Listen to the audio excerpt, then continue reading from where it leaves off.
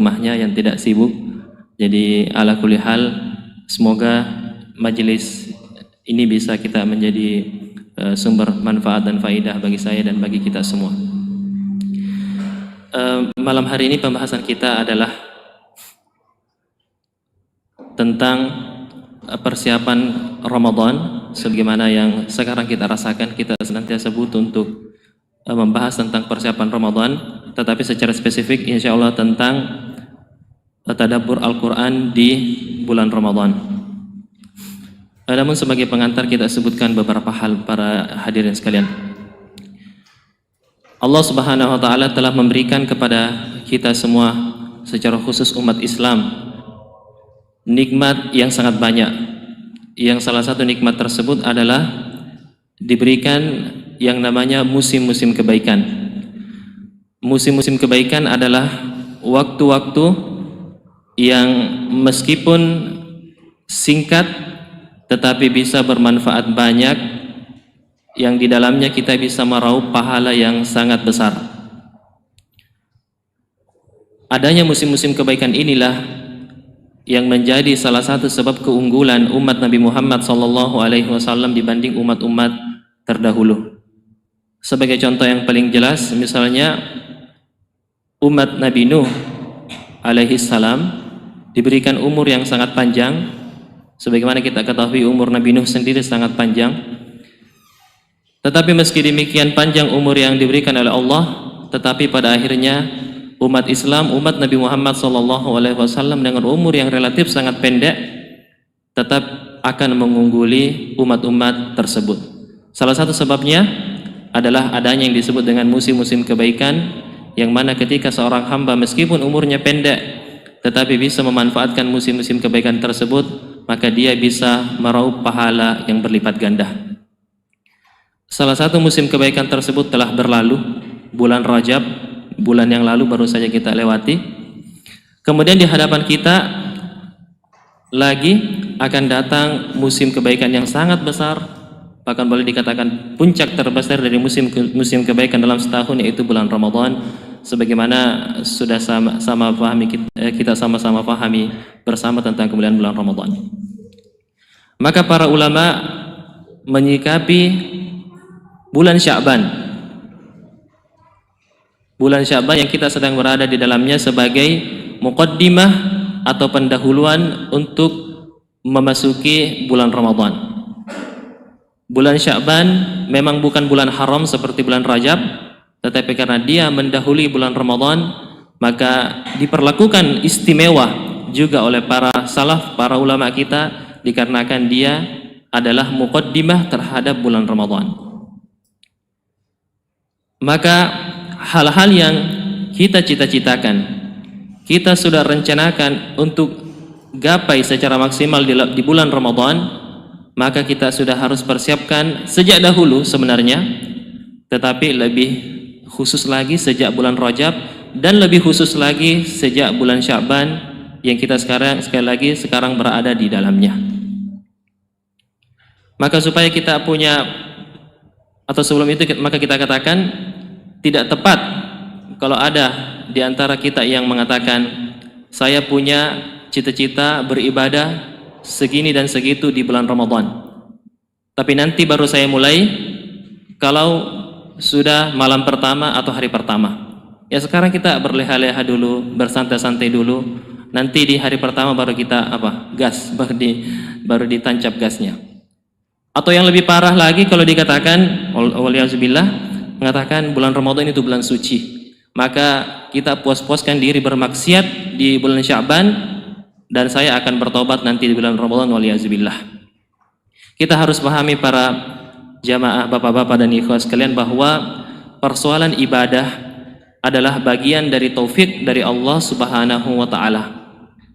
Betul bahwa kita bisa berencana, kita punya program-program kebaikan, tetapi kalau kita tidak mendapatkan taufik dari Allah Subhanahu wa taala, kita tidak akan bisa mencapai apa yang kita rencanakan berupa rancangan-rancangan ibadah. Jadi meskipun kita punya cita-cita yang sangat dahsyat di bulan Ramadan, tapi tidak ada upaya sama sekali untuk melakukan pemanasan di bulan Sya'ban ini, maka mungkin Hari pertama baca 5 juz, hari kedua baca 5 juz, hari ketiga seterusnya wallahul musta'an mungkin akan ditinggalkan Al-Qur'an waliyazubillah. Jadi cara kerja jiwa kita, badan kita ini tidak begitu jauh berbeda dengan kendaraan kita. Ya, kalau kita sudah mau berangkat misalnya ke kantor jam 8 misalnya, maka pasti kita panaskan terlebih dahulu, karena kapan kita langsung tancap ketika kita mau gunakan maka pasti di tengah jalan akan bermasalah. Kurang lebih seperti itu. Maka supaya kita persiapan yang kita miliki bisa maksimal, maka kita sebutkan secara singkat dan cepat apa-apa saja ibadah yang akan kita lakukan supaya kita persiapkan. Bulan Ramadan pertama adalah bulan puasa. Kita di sana melaksanakan kewajiban ibadah puasa. Dan Rasulullah sallallahu alaihi wasallam bersabda, "Man shama Ramadhana imanan wa ihtisaban, ghufira lahu ma taqaddama min dzambih." Siapa yang berpuasa dengan iman dan pengharapan pahala dari Allah Subhanahu wa taala, maka akan diampuni dosa-dosanya. Kemudian yang kedua, bahwa bulan Ramadan adalah bulan melaksanakan salat. Dan tentu yang kita maksud adalah salat-salat sunnah, secara spesifik salat malam. Rasulullah sallallahu alaihi wasallam bersabda, "Man qama Ramadhana imanan wa ihtisaban, ghufira lahu ma taqaddama min dzambih."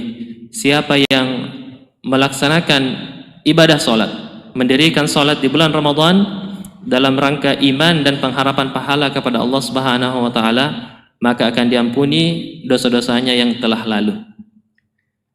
Yang ketiga, bulan Ramadan adalah bulan sedekah.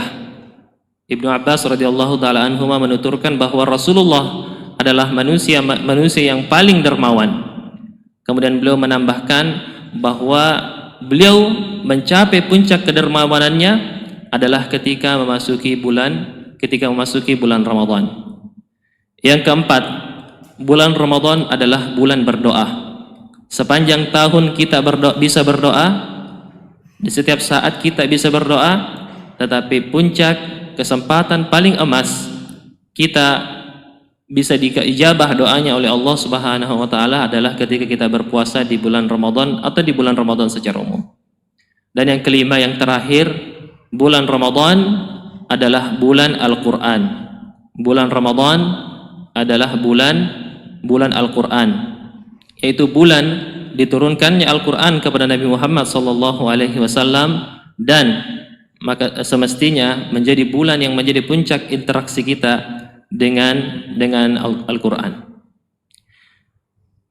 Demikian 5 di antara sekian banyak ibadah yang mungkin bisa kita lakukan di bulan Ramadan, kita sebutkan 5 hal terpenting tersebut.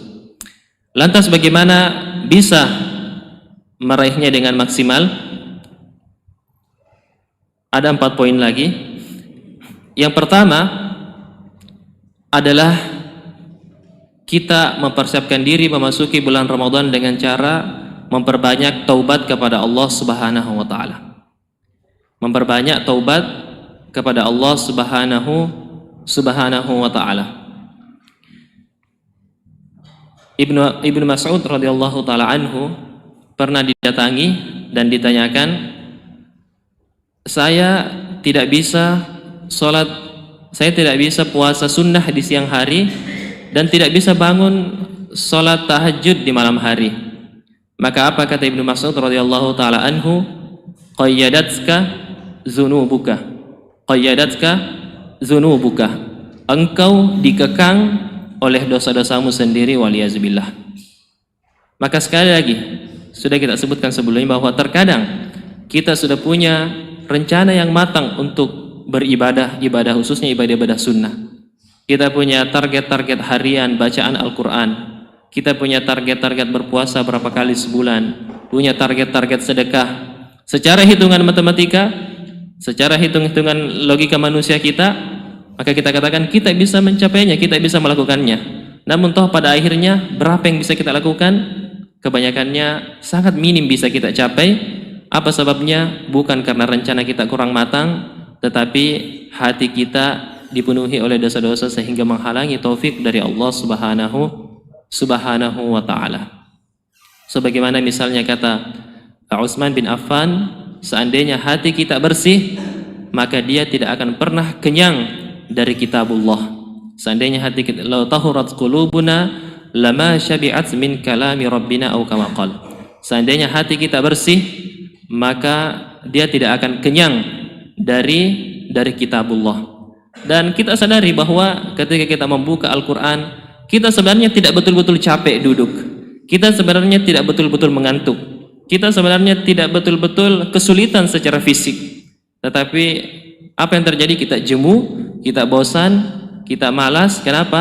Karena dosa-dosa kita yang membelenggu diri kita dari ibadah-ibadah. Maka hal yang pertama dan paling utama kita lakukan sejak dahulu, utamanya di bulan Sya'ban ini, adalah kita bertaubat sebelum memasuki bulan Ramadan dengan taubat nasuha yang setulus-tulusnya kepada Allah Subhanahu wa taala.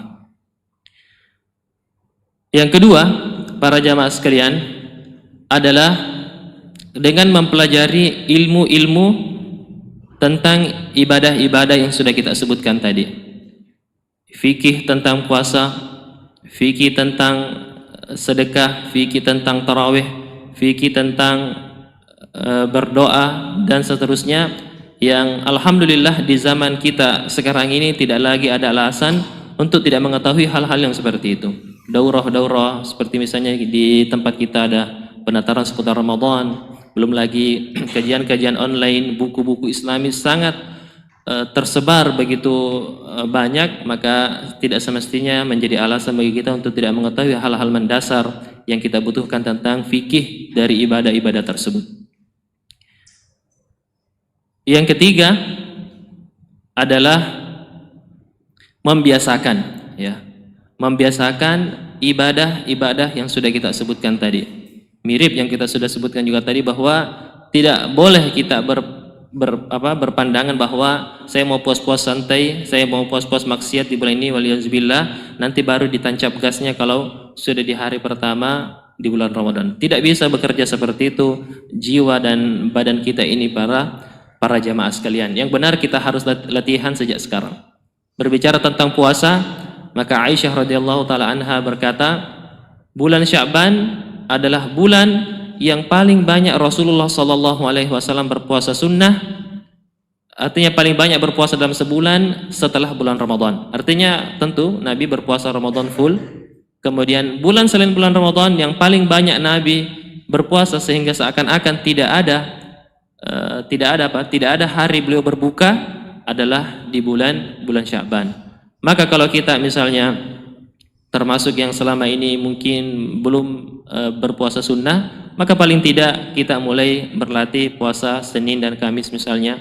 Atau kalau kita sudah termasuk yang Senin dan Kamis, mungkin bisa ditambah lagi dengan puasa-puasa Ayyamul Bid, atau sudah melakukan itu juga, maka ditambahkan lagi dengan puasa-puasa yang lainnya. Ala kulli hal, kita katakan puasa pun, meskipun kita sudah besar, bukan lagi anak kecil yang susah menahan haus dan lapar di bulan puasa, tapi bukan tentang itunya saja, tetapi tentang persiapan untuk menghayati nilai-nilai puasa kita, maka kita lakukan sejak bulan Sya'ban. Wallahu alam. Yang kedua tentang membiasakan diri untuk sholat malam, ya, membiasakan diri untuk sholat malam.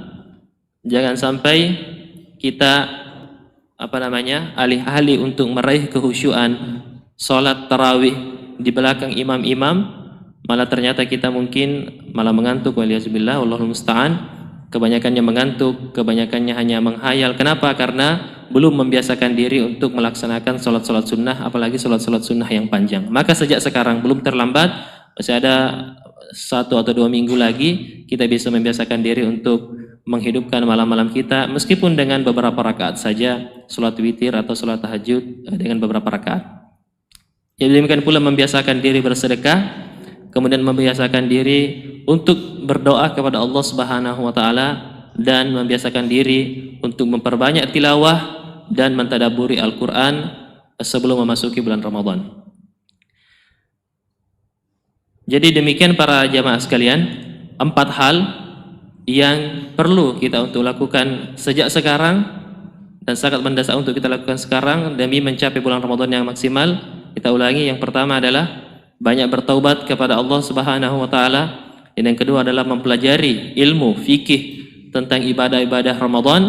Yang ketiga adalah membiasakan diri sejak sekarang dan belum terlambat. Dan yang keempat adalah memperbanyak doa kepada Allah Subhanahu wa taala. Semoga kita diberikan taufik. Dan sebagai penutup, sebagaimana kita sebutkan di judulnya tadi, bahwa kita membahas persiapan Ramadan secara umum, tapi insya Allah kita bahas secara spesifik tentang beberapa hal, tidak banyak insya Allah, beberapa hal tentang perkara tadabbur Al-Quran.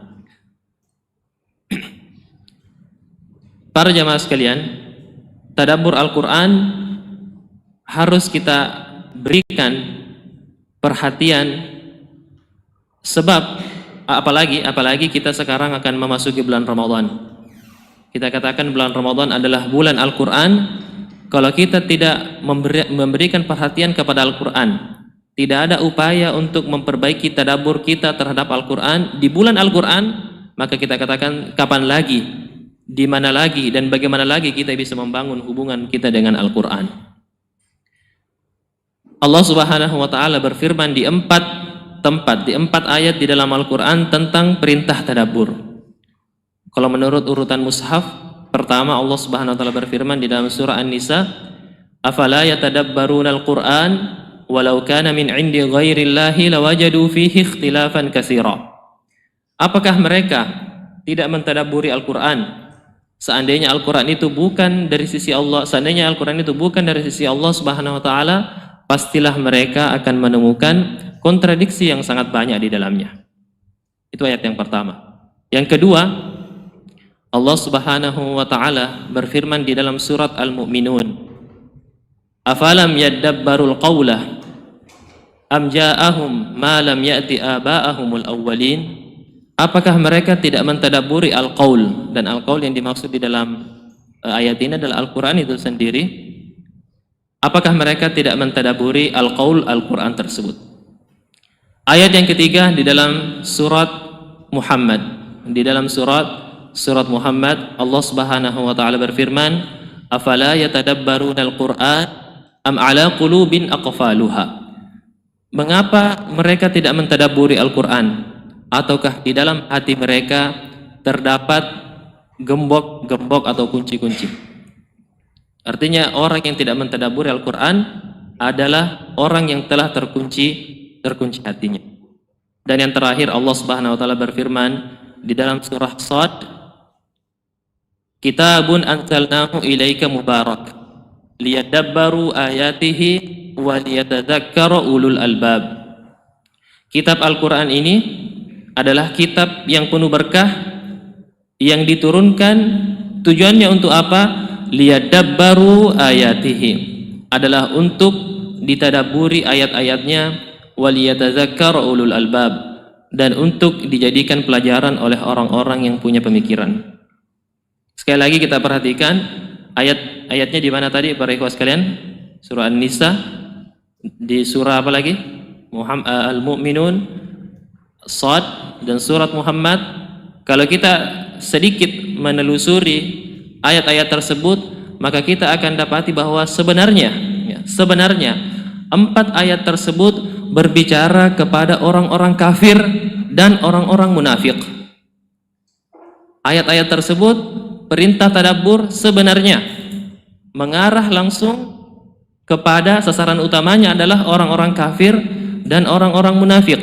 Apa artinya para ikhwah sekalian, para jamaah bapak-bapak sekalian dan ikhwah, bahwa Allah Subhanahu wa taala pun memerintahkan orang kafir dan orang munafik untuk mentadabburi Al-Qur'an dan mencela mereka karena pada akhirnya mereka tidak mau mentadabburi Al-Qur'an.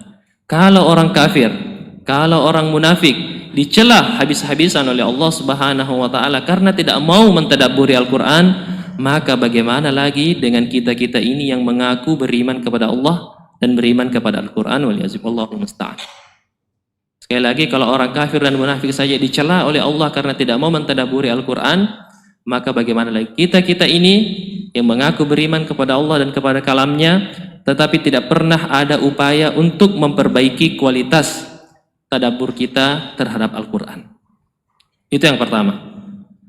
Yang kedua, mungkin ada pertanyaan muncul bahwa apakah kita semua ini memang bisa mentadabburi Al-Quran? Ataukah mentadabburi Al-Quran adalah domain dari para ulama, wilayah yang hanya boleh disentuh oleh para ulama? Pertanyaan ini sebenarnya memunculkan pertanyaan lain, apa beda tafsir dengan tadabbur? Kita jawab secara singkat bahwa wallahu alam, bahwa tafsir adalah domain khusus wilayah para ulama. Karena untuk melakukan tafsir Al-Quran dibutuhkan seperangkat ilmu yang kita katakan sangat kompleks, sehingga seseorang dianggap layak untuk memberikan tafsir terhadap Al-Quran. Maka kita katakan tidak boleh sembarang orang untuk mau maju dan mengatakan mentafsirkan Al-Quran. Adapun sekali lagi wallahu alam, demikian penjelasan para yang kami paham dari para ulama, bahwa adapun tadabbur adalah sesuatu yang sifatnya personal, yang bisa dilakukan oleh hamba-hamba siapapun, hamba-hamba Allah Subhanahu wa taala. Buktinya apa? Buktinya bahwa orang kafir pun, orang munafik pun dituntut untuk tadabbur. Artinya diperintahkan untuk tadabbur. Maka sekali lagi kita pun orang awam, orang-orang beriman, meskipun dia awam, maka dia tentu lebih patut untuk melakukan tadabbur ketimbang orang-orang kafir dan munafik. Sekali lagi alasannya bahwa meskipun kita awam, meskipun kita pemula, tapi karena kita beriman kepada Allah Subhanahu wa taala, maka kita pun bisa mentadabburi Al-Quran. Karena jangankan kita, orang-orang kafir dan munafik pun diperintahkan dan dituntut untuk melakukan tadabbur.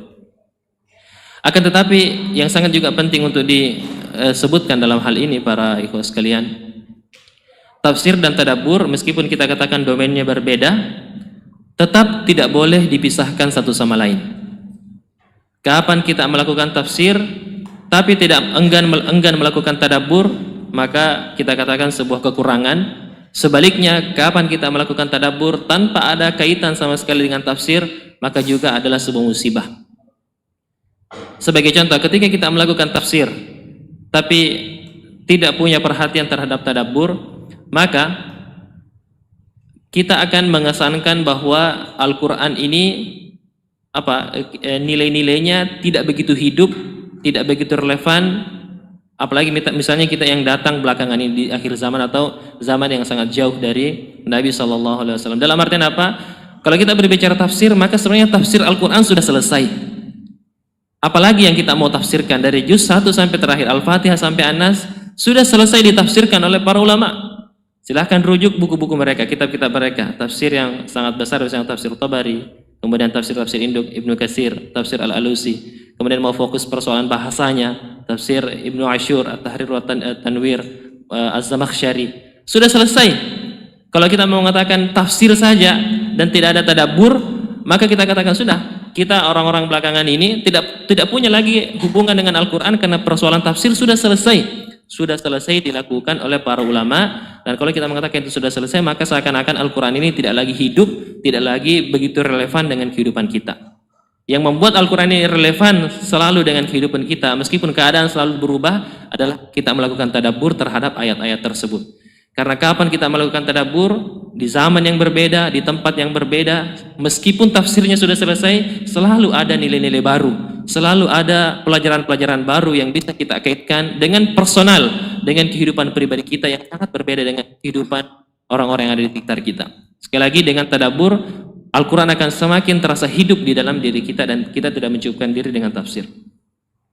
Ada artinya tafsir dan berhenti di situ saja. Sebaliknya, jangan sampai kita melakukan yang namanya tadabbur tapi betul-betul terlepas dari tafsir. Nah, misalnya kita mengatakan, wah saya sudah dengar, saya semangat mentadabbur, akhirnya apa? Dengan modal bahasa Arab nyaris tidak ada, langsung buka Al-Quran, baca terjemahan, dia tadabburi, melayang ke sana kemari pemikirannya, melakukan tadabbur secara bebas. Waliyadzubillah. Ini juga jelas melakukan keliruan, karena tidak mengaitkan diri, tidak mengaitkan tadabburnya dengan tafsir yang sudah disebutkan oleh para ulama. Ini yang seperti ini akan menjatuhkan kita pada tadabbur yang sifatnya liberal. Ya, tadabbur yang sifatnya liberal. Yang banyak dilakoni misalnya orang-orang. Misalnya kalau kita banyak sekali contohnya sebenarnya. Kita misalnya sebutkan beberapa contoh misalnya dari orang-orang Syiah. misalnya dari orang-orang Syiah. Mereka mentadaburi Al-Quran, misalnya mereka dengan mengatakan marajal bahraini yaltaqiyan bainahuma barzakhun la yabghiyan. Kemudian di ayat berikutnya yakhruju minhumal lu'lu'u wal marjan. Apa kata mereka? Mereka mau mentadaburi secara liberal, seenak mereka saja mau berbicara apa tentang ayat tersebut. Akhirnya apa? Mereka mengatakan marajal bahraini yaltaqiyan, dua laut itu ketemu. Siapa dua laut tersebut? Ali dan Fatimah. Yakhruju minhumal lu'lu'u wal marjan, keluarlah mutiara-mutiara dari dua laut tersebut. Siapa mutiara-mutiara tersebut? Hasan dan Husain. Kenapa? Karena cuma melakukan tadabbur secara lepas dan tidak mengacu kepada konteks ayat, bahasa Arab dari ayat tersebut dan segala macam dan seterusnya, segala perangkat yang dibutuhkan oleh dalam melakukan tafsir dan juga tadabbur tentunya. Dan meskipun kita ambil contoh orang-orang Syiah, tapi terkadang juga di internal kita umat Islam juga kita melakukan yang seperti itu. Waliyazubillah. Di internal kita sendiri umat Islam, karena kita begitu bersemangat mentadabburi Al-Quran, apalagi terkadang kita punya background tertentu, misalnya ada di antara kita, apalagi misalnya terkadang Allah musta'an di kalangan akademisi, dia alumni teknik, dia bicara teknik di dalam Al-Quran. Dia misalnya alumni apa? Alumni apa begitu misalnya lingkungan bukan apa ya. Saja lingkungan banyak. Artinya kita tidak menafikan adanya hal-hal tersebut di dalam Al-Qur'an. Tetapi dengan mengatakan bahwa di dalam Al-Qur'an ada pembahasan ini dan itu tanpa merujuk kepada kitab-kitab tafsir, maka kita katakan ini bagian dari tadabbur yang tidak dibenarkan. Ini bagian dari tadabbur yang tidak dibenarkan. Maka yang benar adalah kita baca kitab-kitab tafsir para ulama. Kalau kita misalnya memang tidak bisa berbahasa Arab, paling tidak kita baca tafsir-tafsir berbahasa Indonesia. Bahkan paling minimal kitab-kitab ringkasan-ringkasan tafsir yang sudah demikian banyak pun sudah diterjemahkan, kita baca itu. Baru nanti kita setelah membacanya, ketika kita membuka mushaf-mushaf lembaran-lembaran Quran, baru kita melakukan tadabbur dengan tidak keluar dari rel yang sudah digariskan oleh para ulama. Terakhir sekali, bagaimana supaya tadabbur kita bermanfaat? Bagaimana supaya tadabbur kita bisa bermanfaat? Ini terakhir sekali insyaallah. Yang pertama, 2 atau 3 poin saja. Yang pertama, bagaimana tadabbur kita bisa bermanfaat? Adalah dengan cara menghayati bahwa semua yang dikatakan oleh Allah, difirmankan oleh Allah Subhanahu wa taala di dalam Al-Qur'an adalah untuk diri kita pribadi secara perorangan. Sekali lagi, aturan atau hal yang pertama supaya tadabbur kita bermanfaat adalah kita menghayati, meresapi bahwa semua yang dikatakan oleh Allah Subhanahu wa taala di dalam Al-Qur'an adalah untuk diri kita secara perorangan. Apa maksudnya ini para jamaah sekalian? Karena kalau kita lihat di dalam Al-Qur'an, tidak ada yang betul-betul sebenarnya membahas tentang diri kita, tentang fulan, tentang siapa, tapi justru memang membahas orang lain. Kita buka Al-Baqarah, maka yang paling banyak dibahas Bani Israel, Nabi Musa alaihissalam. Kita buka misalnya Al-Anbiya, maka yang dibahas adalah tentang para nabi. Nah, kita buka misalnya Juz Amma, Juz 29, pembahasannya tentang orang-orang kafir yang disiksa di neraka. Lagi, jadi pembahasannya mana kita di situ. Kita harus sadari bahwa meskipun Al-Quran ini berbicara tentang orang lain, tetapi harus kita bawa selalu pada diri kita. Allah Subhanahu wa taala jelas berfirman di permulaan surah Al-Anbiya. Ya, di permulaan surah Al-Anbiya, laqad anzalna ilaikum kitaban fihi dzikrukum. Fihi dzikrukum. Kami telah menurunkan kepada kalian Al-Quran, Alkitab, yang di dalamnya adalah zikrukum. Apa artinya zikr? Penyebutan kalian sendiri. Ya. Meskipun zikr di sini maksudnya sebenarnya adalah kemuliaan kalian, tapi asal kata dari kata zikr adalah penyebutan kalian. Zikir kita sebagaimana kata zikir sering kita pahami, zikir artinya menyebut artinya kitab ini menyebut kalian, membahas tentang kalian, bukan tentang orang lain. Apa artinya? Kalau kita baca tentang Bani Israel, maka jangan kita menganggap bahwa ayat tersebut hanya tentang mereka. Bahkan para sahabat akan mengatakan nazalat fihim ibratan lana, bahwa surat-surat tentang Bani Israel, tentang Yahudi, Nasrani, ahli kitab memang turun tentang mereka, tapi turun bukan semata-mata ilmu sejarah belaka, tetapi untuk jadikan pelajaran untuk kita. Ketika mendapatkan ayat-ayat tentang neraka misalnya, ayat-ayat tentang bahaya mencuri, bahaya korupsi, bahaya merusak, apa sih mungkin kayaknya ini ayat-ayat neraka tentang pencuri ini cocok kayaknya untuk pejabat ini, banyak yang korupsi. Baca ayat-ayat neraka tentang orang yang suka berbohong, kayaknya cocok untuk temanku ini suka berbohong. Baca ayat-ayat tentang larangan berbuat curang, wailul lil mutaffifin, kayaknya cocok ini penjual di pasar ini, ada saya kenal penjual suka sekali curang. Pas baca ayat-ayat tentang surga, kayaknya saya cocok ini kena ayat-ayat surga. Allah musta'an. Tidak seperti itu jamaah sekalian. Baca tentang ayat-ayat neraka itu untuk kita sebagai ancaman dari Allah Subhanahu wa taala, meskipun bunyinya orang kafir. Dengan kita mengatakan ini ancaman untuk orang kafir, saya sekarang alhamdulillah masih beriman, masih muslim, semoga saya bisa istiqomah supaya saya tidak mendapatkan seperti ini. Berbicara tentang Fir'aun, jangan-jangan di dalam diri saya ada sifat-sifat Fir'aun. Berbicara tentang Namrud, jangan-jangan dalam diri saya ada sifat-sifat Namrud. Jangan kalau yang jelek dikasih ke temannya, kalau ayat-ayat surga bidadari, saya semua akan ini, waliyahzubillah. Ini yang seperti ini betul-betul menolak, akan memantulkan semua keberkahan Al-Quran. Tidak akan ada yang masuk ke dalam diri kita karena kita selalu pantulkan sendiri dan tidak mau menerima ancaman dan janji-janji Allah Subhanahu wa taala tersebut. Sekali lagi, meskipun berbicara tentang orang lain tidak secara langsung kepada kita, harus kita hayati bahwa itu untuk kita. Yang kedua, kaidah tadabbur supaya tadabbur kita bermanfaat adalah dengan fokus kepada apa yang diinginkan oleh Allah Subhanahu wa taala dari kita berupa amal. Sekali lagi, fokus kepada apa yang diinginkan oleh Allah Subhanahu wa taala pada diri kita berupa amalan. Dan waliyahzubillah, ini juga fenomena musibah yang menimpa umat kita, menimpa kita semua, bahwa ketika kita mentadabburi Al-Quran, baca tafsir Al-Quran, kita lebih fokus kepada apa yang tidak disebutkan oleh Allah ketimbang apa yang disebutkan oleh Allah. Sebagai contoh, kita mentadabburi surah Al-Kahfi. Surah Al-Kahf, di dalamnya ada kisah tentang Ashabul Kahf. Apa pelajaran yang bisa diambil dari surah Al-Kahfi? Banyak sekali. Keutamaan pemuda, keutamaan dakwah, keutamaan istiqomah, keutamaan sabar terhadap penguasa zalim dan seterusnya. Itu semua manfaat dari surah Al-Kahfi dan masih sangat banyak lagi. Tapi apa yang terjadi kalau kita tadabbur surah Al-Kahfi? Apa yang kita banyak bahas? Berapa banyak Ashabul Kahfi? Apa jenis anjingnya? Di mana goanya? Apakah goanya masih ada sampai sekarang atau tidak? Betul itu terjadi. Silahkan kita buka YouTube, buka tadabbur surah Al-Kahfi atau apapun itu, paling 1-2 video bahas tentang urgensi pemuda, sabar dalam dakwah, akidah, paling 2-3 video. Selebihnya videonya berbicara tentang apa? Di mana gua Al-Kahfi? Di mana, bagaimana jenis anjingnya? Di mana, apa warnanya? Berbicara tentang surah Yunus, harusnya belajar tentang dakwah. Sebesar apa ikan Nabi Yunus? Apakah masih hidup ikan Nabi Yunus? Waliyahzubillah, ini fenomena yang sangat menyedihkan. Apa yang terjadi? Banyak pelajaran dipaparkan oleh Allah di hadapan mata kita, kita fokus mencari sesuatu yang tidak disebutkan oleh Allah Subhanahu wa taala. Kalau Allah mau sebut, kalau Allah tahu itu bermanfaat untuk kita, pasti Allah sebut.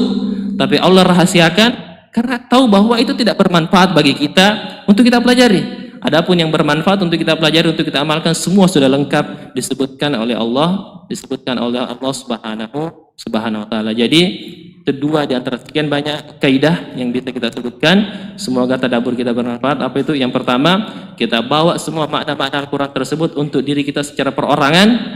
Dan yang kedua adalah fokus kepada apa yang diinginkan oleh Allah berupa amal, dan jangan terlalu banyak kita memikirkan sesuatu yang tidak disebutkan oleh Allah Subhanahu wa taala di dalam Al-Qur'an. Allah taala alam, subhanakallahumma bihamdik, asyhadu an la ilaha illa anta, astaghfiruka wa atubu ilaik. Assalamualaikum warahmatullahi wabarakatuh.